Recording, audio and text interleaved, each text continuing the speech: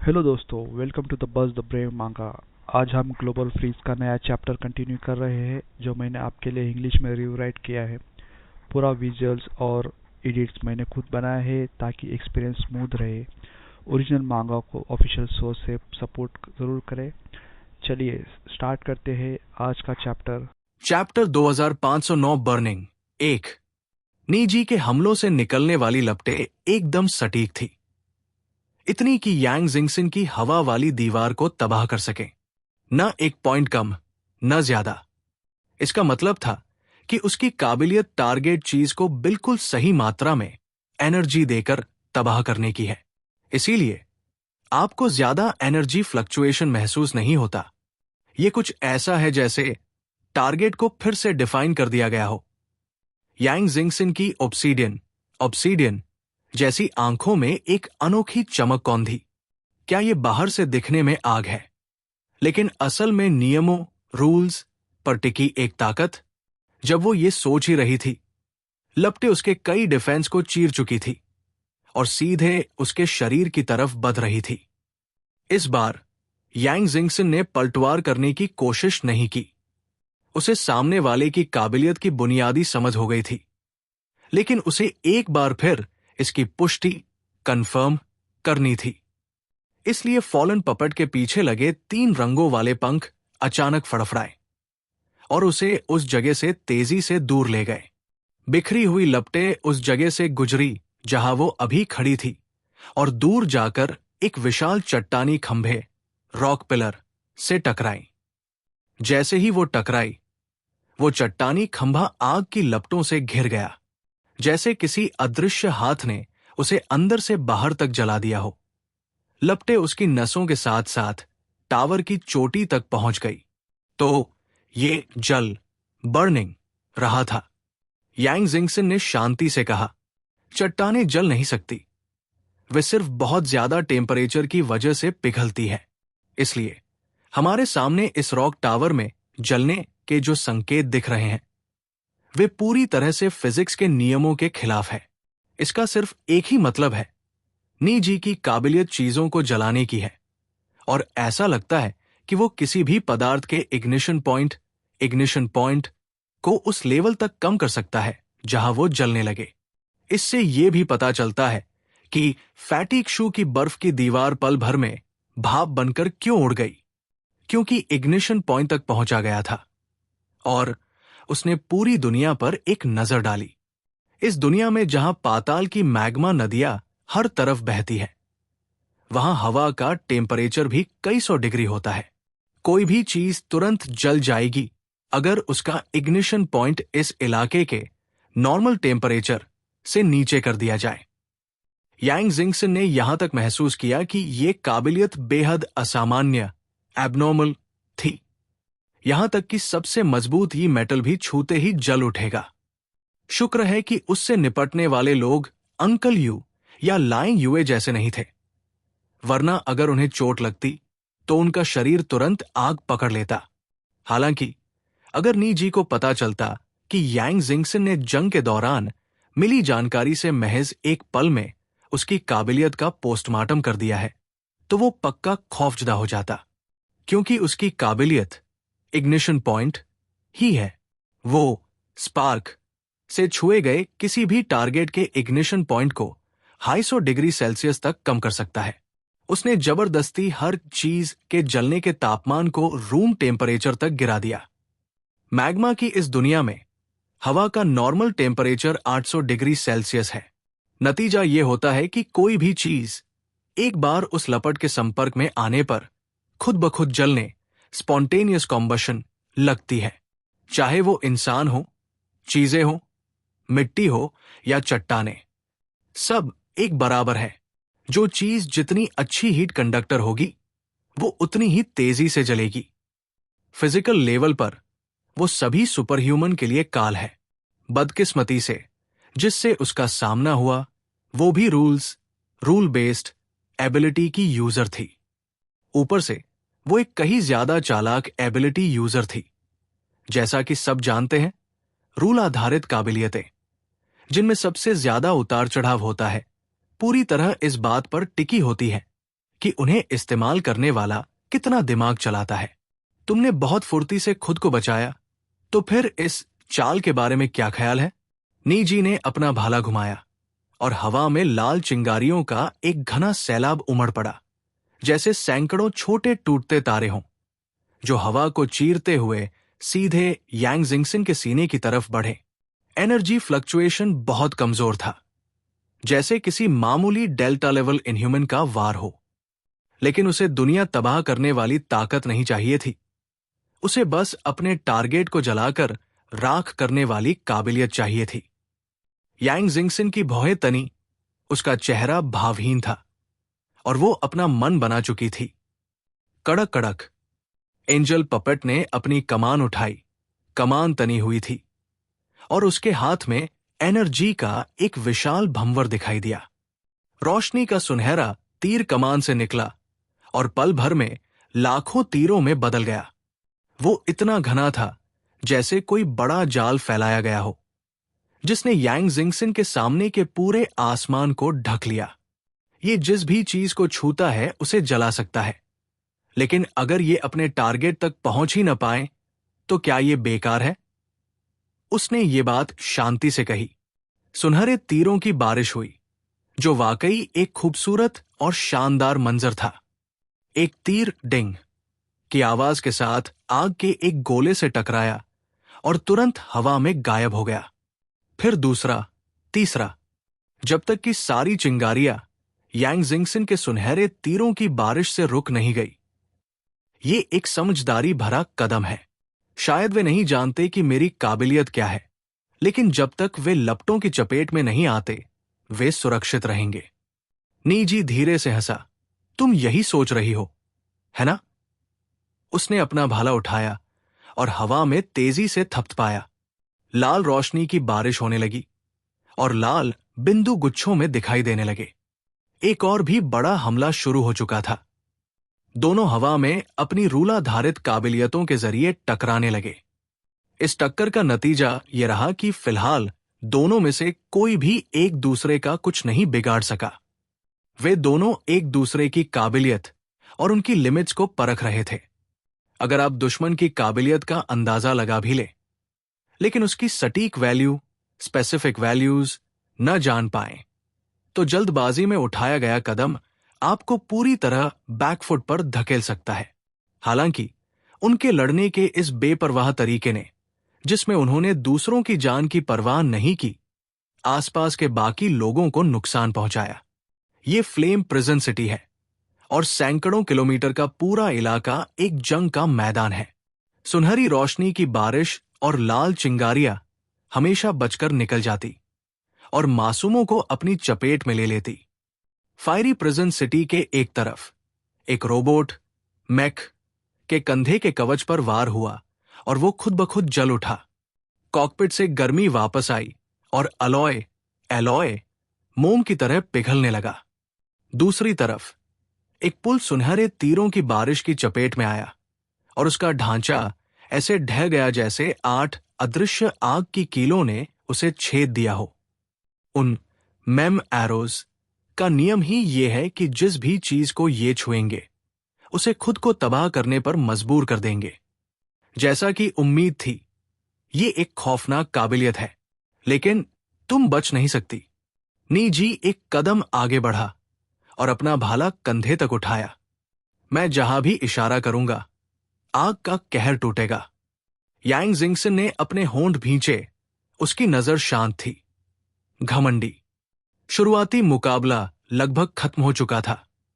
अब उसके लिए इस गतिरोध को तोड़ने और दुश्मन का काम तमाम करने का वक्त था। उसने अपना हाथ उठाया और फॉलन पपेट के तीरों में से एक मेमेटिक एरो को पूरी तरह खींचकर छोड़ दिया। तीर की नोक उसे नहीं चुभी, बल्कि उन दोनों के बीच के स्पेस में अटक गई। उसके पीछे के पंख फ्लेचिंग हल्के से कांप रहे थे, जैसे हवा में कोई जुमला लिख रहे हों।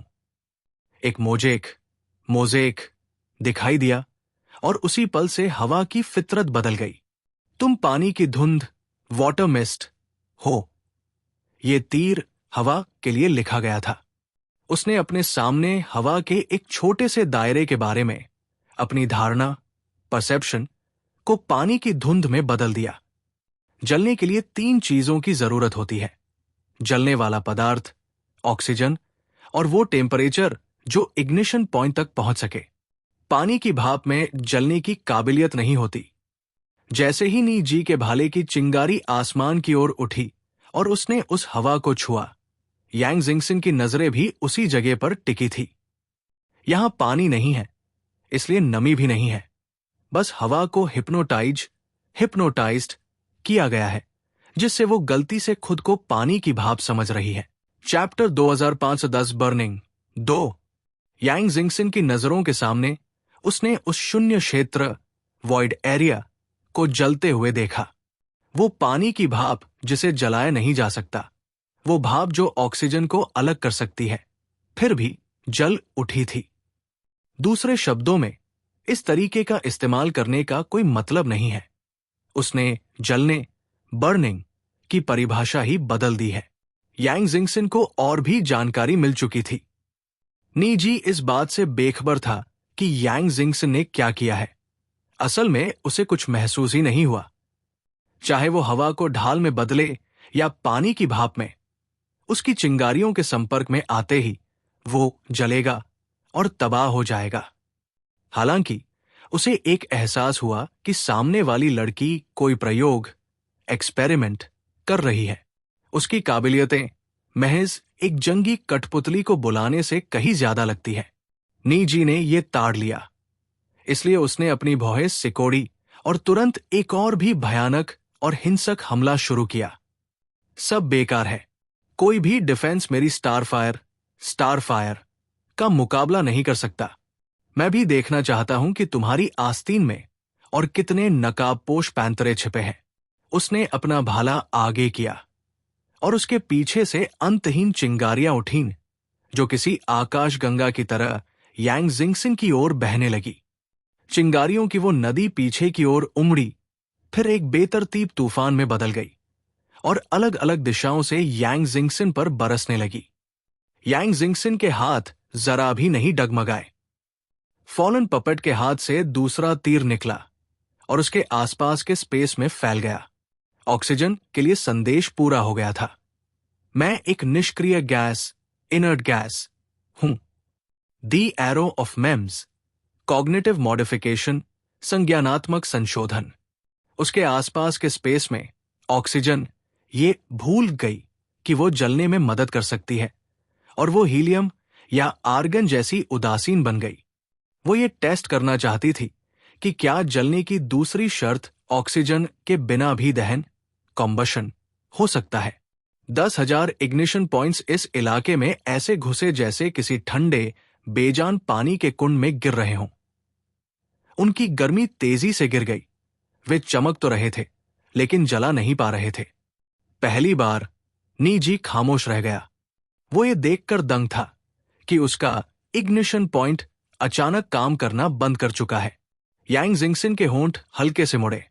भले ही तुम सभी पदार्थों का इग्निशन पॉइंट ढूंढ सकते हो, लेकिन तुम खुद दहन, कॉम्बशन की प्रक्रिया को नहीं बदल सकते। उसे नी जी की ताकत को बेकार करने के लिए बस हवा में जलने वाले माहौल को पूरी तरह बदलना था। नी जी रुका। उसका चेहरा गंभीर हो गया। भले ही मुझे नहीं पता तुमने क्या किया है, लेकिन मैं तुम्हारे डिफेंस को चकनाचूर करके रहूंगा।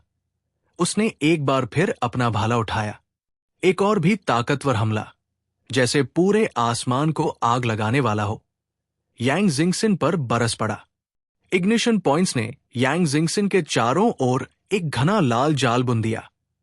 अब वो किसी एक खास बिंदु को निशाना नहीं बना रहा था, बल्कि धीरे धीरे आसपास की जगह भर रहा था, जिससे उसके पास बचने की जगह कम हो जाए और वो गलती करने पर मजबूर हो जाए। यांग जिंगसन ने एक गहरी सांस ली और एंजल पपेट की कमान अपनी पूरी क्षमता तक खिंच गई। वो न तो भाले पर निशाना साधती है और न ही उन लाल बिंदुओं पर। उसके तीर भौतिक दुनिया के नियमों, रूल्स पर केंद्रित होते हैं। तीरों की अगली बौछार हवा को चीरते हुए निकली और उन दोनों के बीच के बड़े स्पेस में जा धंसी, जैसे हवा में आज के सबसे कड़े शब्द लिख रही हो। तुम में से कोई भी ऑक्सीजन नहीं है। तुम गीले हो, तुम ठंडी धुंध हो, तुम राख हो। यह किसी एक जगह को हवा देने के बारे में नहीं था, बल्कि जलने की चेन, इग्निशन चेन के उस मुख्य हिस्सेदार को संदेश देने के बारे में था। उसने नी जी के प्रभाव क्षेत्र में जलने की प्रक्रिया में शामिल सभी संज्ञानात्मक विषयों, कॉग्निटिव सब्जेक्ट्स को धीरे से एक तरफ धकेल दिया। इस तीर के गिरने के साथ ही वो लाल जाल ऐसा लगा जैसे उसका कोई मुख्य धागा खींच लिया गया हो, और उसका असर तुरंत गिर गया। उनके पास अभी भी इग्निशन पॉइंट था, लेकिन वे बिना बत्ती वाले दियों की तरह थे, जिनकी रोशनी का कोई मतलब नहीं था। नी जी ने गुस्से में अपनी उंगलियों से दबाव बनाया। वो जलने की उस कड़ी को फिर से जोड़ने के लिए बेताब था। उसके हाथ की नसें उभर आई और वो दबी आवाज में चिल्लाया, जलो।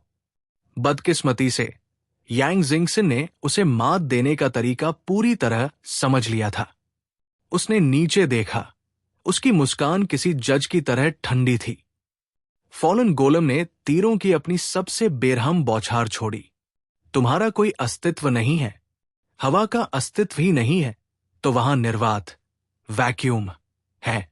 और जब कोई चीज ही नहीं, तो वो जल कैसे सकती है? इस राउंड में बगावत की वे अनगिनत चिंगारियां उस झूठे निर्वात में घुसते ही बुझ गई।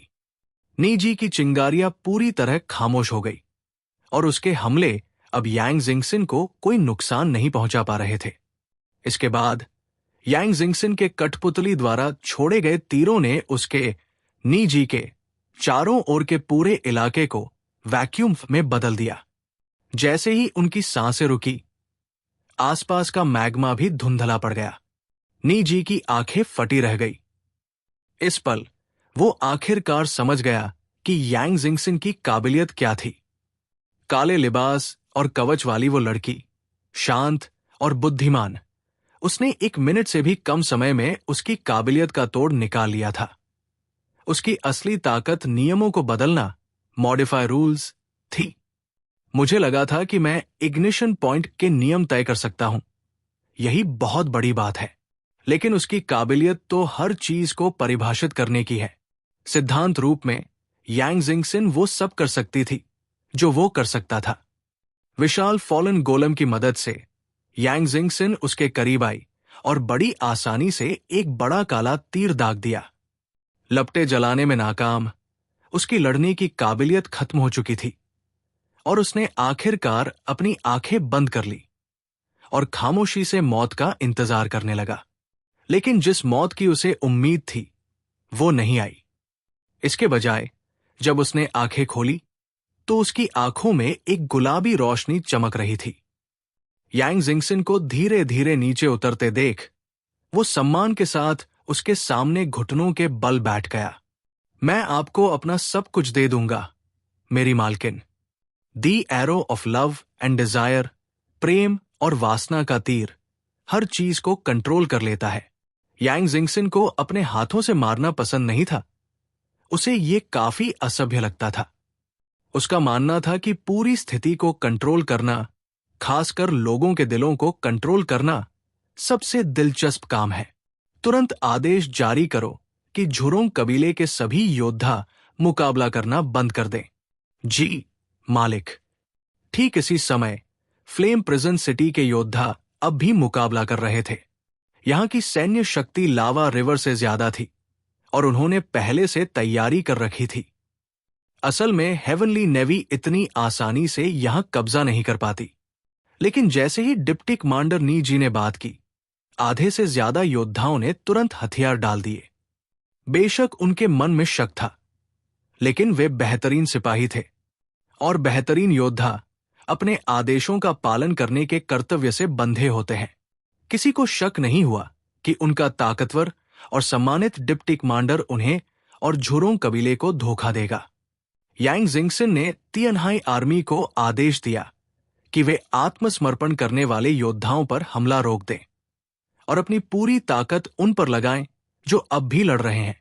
साथ ही नी जी ने पूरी सेना को आदेश दिया कि जमीन वाले लोग उन्हें आजाद करने आए हैं, और झुरोंग कबीले के अंदर ही गद्दार मौजूद है।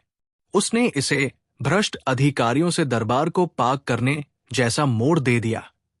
जो भी हो, झुरोंग योद्धाओं ने उसकी बात पर यकीन कर लिया।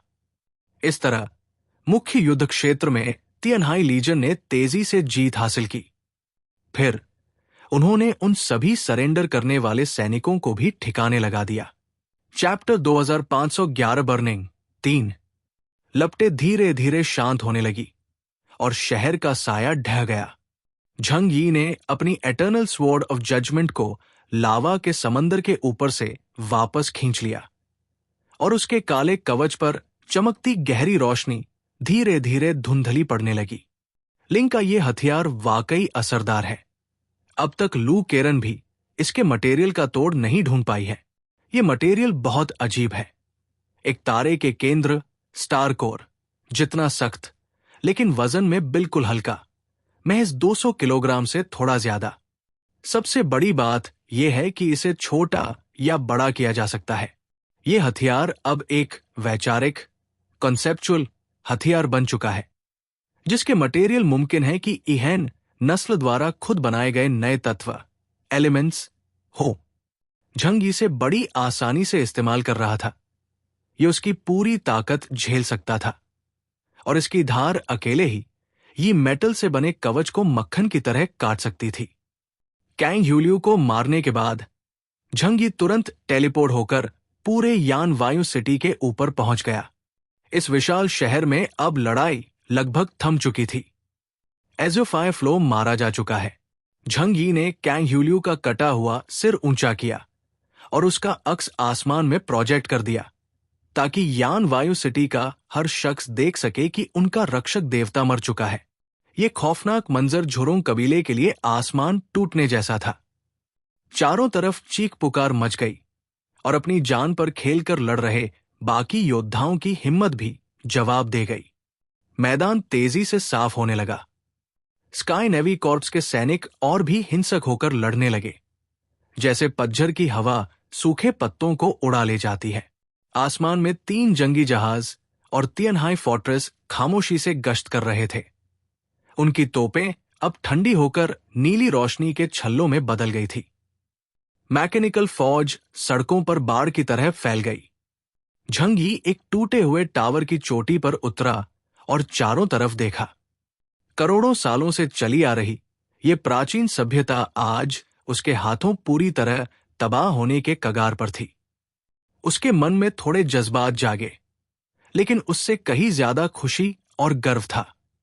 जो कोई भी झंग यी को ललकारेगा, अगर वो उसे हरा नहीं पाया तो वो चाहे कितनी भी दूर हो, उसे सजा भुगतनी होगी।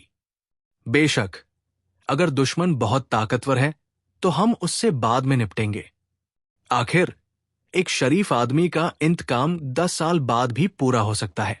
झंग यी की आवाज तेज नहीं थी, लेकिन वो सेना के हर कम्युनिकेशन चैनल पर साफ सुनाई दी। सबने बहुत अच्छा काम किया है। अभी बचे कुचे दुश्मनों का पीछा न करें, पहले पूरे शहर पर कब्जा मजबूत करें। अंकल यू, लाइन यूए, आप दोनों अपनी अपनी टीम लेकर प्लान के मुताबिक इलाकों को साफ करें। एनर्जी, डेटा और जरूरी साजो सामान इकट्ठा करने को प्राथमिकता दें। दुश्मन के बिछाए जालों से सावधान रहें और फालतू की कुर्बानियों से बचें। बिल्कुल साफ है, अंकल यू की आवाज गूंजी। समझ गई।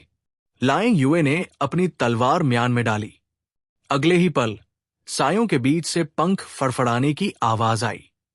यांग जिंगसिन अपने फॉलन पपेट की हथेली पर सवार होकर धीरे धीरे नीचे उतरी। उसके पास एक शख्स घुटनों के बल बैठा था, यान्यू सिटी का डिप्टी कमांडर नीजी। उसके पंख फटे हुए थे और उसकी आंखों में अब सिर्फ और सिर्फ गुलामी और इज्जत थी।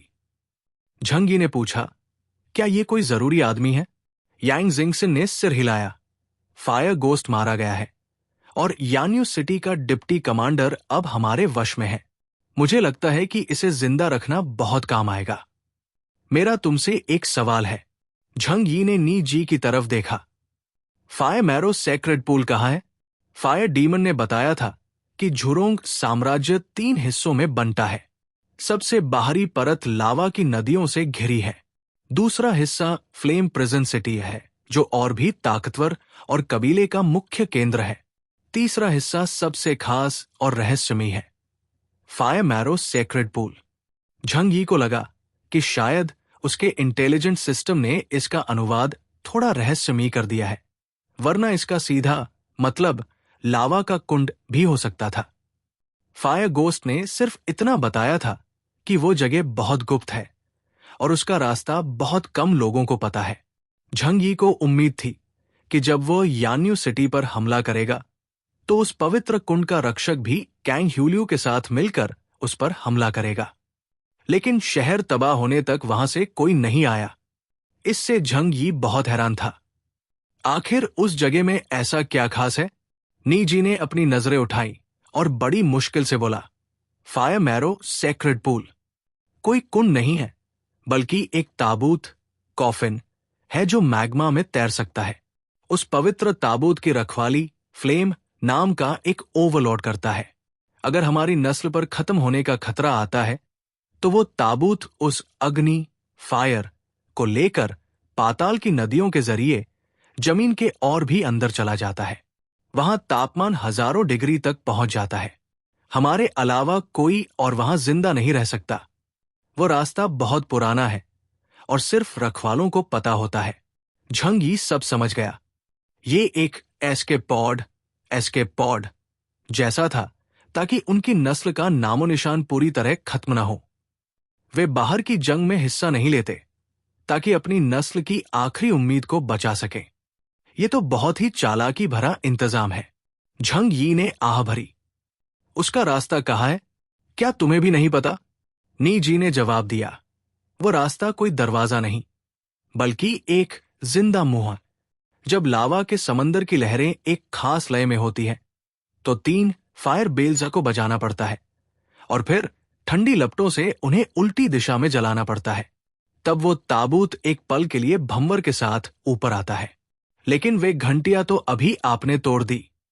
अगर वे न भी टूटती तो भी वो ताबूत अब तक वहां नहीं रुकता। झंग यी खामोश रहा। यांग जिंगसिन की काबिलियत के आगे नी जी झूठ नहीं बोल सकता था। उसे दुख हुआ कि उसने कैंग ह्यूलियू को तुरंत मार दिया, वरना उसे रास्ता पता होता। मुमकिन था कि जैसे ही कैंग ह्यूलियू हारने लगा, वो पवित्र ताबूत भाग निकला हो। यांग जिंगसिन ने कहा, क्या इस मुसीबत को जड़ से मिटाना नामुमकिन है? झंग यी बोला, मैं खुद जाकर देखता हूं। इतना कहकर वो एक काले प्रकाश की तरह लावा के समंदर में समा गया। वो हजारों मीटर नीचे गहराई में उतरा। वहां मैग्मा किसी उल्टी बहती नदी की तरह उमड़ रहा था। उसने एक के बाद एक कई डायमेंशनल पोर्टल्स खोले ताकि किसी भी छिपे हुए सुराग को ढूंढ सके, क्योंकि अगर वो ताबूत तेजी से नीचे भागा होगा तो वो मैग्मा की लहरों में अपनी छाप जरूर छोड़ गया होगा। यहां आज का चैप्टर एंड होता है। मुझे उम्मीद है आपको ये पसंद आया होगा। कृपया मेरे गेमिंग चैनल को भी सब्सक्राइब करें। मैं सर्वाइव करने और कंटेंट बनाते रहने की कोशिश कर रहा हूं। आपका सपोर्ट मेरे लिए बहुत मायने रखता है। थैंक्स। दोस्तों, ये था आज का चैप्टर। आपको एपिसोड कैसा लगा कमेंट में ज़रूर बताएं। अगर आप मांगा स्टोरीज एंजॉय करते हैं तो वीडियो को लाइक करें और बस द ब्रेव मांगा को सब्सक्राइब करना मत भूलिए। मिलते हैं नेक्स्ट